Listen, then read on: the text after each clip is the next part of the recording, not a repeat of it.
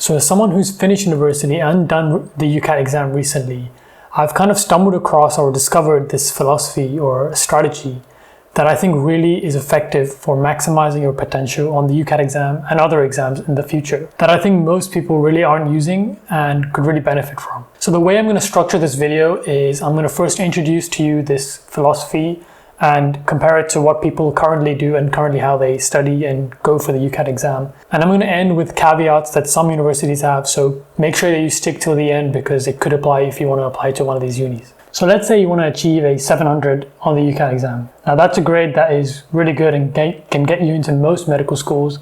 Maybe if an international you need a bit more, but let's say you want to achieve a 700. You would probably try and do your best in each section and hope that your average comes up to 700, with each section roughly similar to each other. So what if you're really bad at one of the sections like VR, but really good at sections like quantitative reasoning or abstract reasoning? You'd be wasting your time trying to get your VR score to 700 versus getting your QR or AR score to 800, even 900. So I call this the big spike technique. What it is essentially is that you fine-tune one or two of the sections so that you are sure that you're going to get a score of 800 plus on those two sections, and spend a little less time on your weaker sections, making sure that they are decent but not amazing. I think this works so much better than what most people do, which is try and be well-rounded and get a good score in every single section.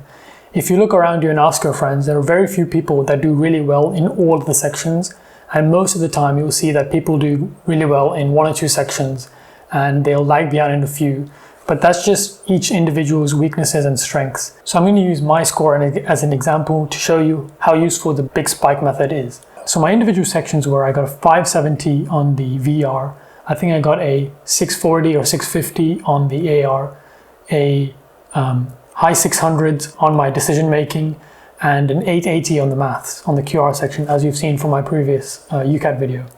So what you can see there is my clear weaknesses, which are the VR section, and my clear strength, which is the QR section. Having done so well in the QR section, it's boosted all of my other averages up so that I end up with a total average of 695, which in my opinion is a decent score, and it can get into most medical schools with that UCAT score. So that's just my story. Let's make another example, and let's say we have two identical people who are, let's name them Bob and Ali. And both Bob and Ali have the exact same intelligence and the potential on each of the sections of the UCAT. Both of them are really bad at the VR and AR section, but really good at the decision making and quantitative reasoning section. So we have Bob, who's a well-rounded student, and he's going to study equally among all the sections and actually focus more on his weaknesses. So Bob ends up with a 650 on his VR, which is decent. Because it's his weakness, he couldn't do much better than that. A 630 on his AR, and because he's better at decision making and QR, he got a 700 in his decision making and a 710 in his QR.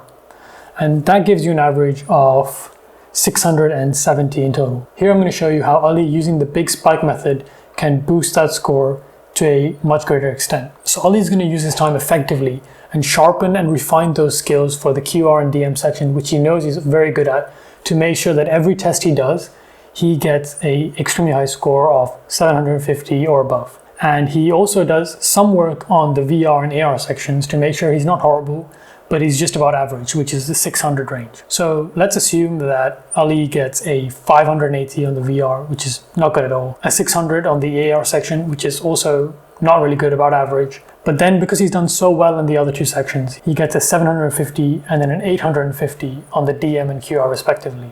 And that brings his average to a 695. So we've gone from a 670 average, which Bob had, to a 695 just by effectively using your time and focusing on refining your strengths and making sure your weaknesses are up to a decent level. So I'd really encourage you guys to find your peak and find your strengths and weaknesses. Make sure that you lift up your weaknesses so that you have an average to slightly above average score, but make sure that your strengths are really refined so that you're guaranteed a 750 plus on the day of the exam, so that you have a little bit of leeway if things go a little bit south depending on the questions. So now to the caveat of this big spike theory that I've created, and that is that certain universities will ask for specific scores on different sections. So for example, the University of Nottingham for the A100 course on medicine, they convert your UCAT score into a point system that they use. Going from a band 2 to a band 1 in the situational judgment test will double your points from 2 to 4. I highly recommend, if you're applying to the University of Nottingham, you should really focus on getting that band 1 because you can double